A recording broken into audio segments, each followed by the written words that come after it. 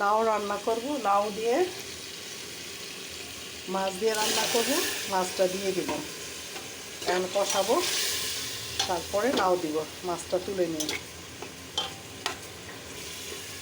বড় মাছের মাথা আছে আর শোল মাছ আছে, দুইটা মিলে শোল মাছ দিয়ে লাউ দিয়ে। আর এটা হলো মুরগি ভুনা করতেছি ছেলের জন্য।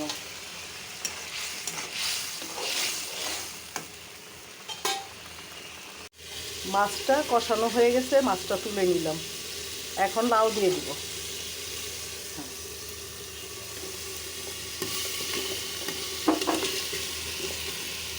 লাউটা কষাবো, তারপরে ঝুলের পানি দিয়ে দিব। লাউর তরকারিতে ঝুলের পানি কম দিতে হয়।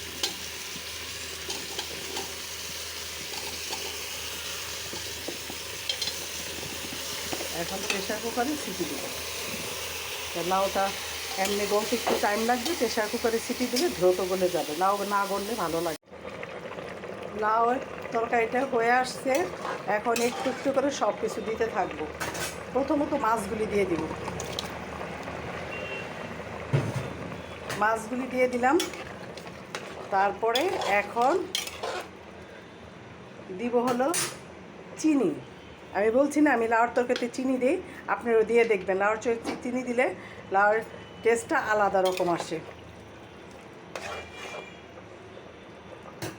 এখন দিয়ে দিব ধনিয়া পাতা। শীতের দিনে লাউর তরকারিতে ধনিয়া পাতা না দিলে তো ভালোই লাগে না। তারপর দিয়ে দিব শাক, একদম মাস্ট দিতেই হবে শাক। শাক না দিলে লাউর তরকারি একদম মজা না। এখন একটু ঢেকে দিব, তারপরে নামিয়ে ফেলবো।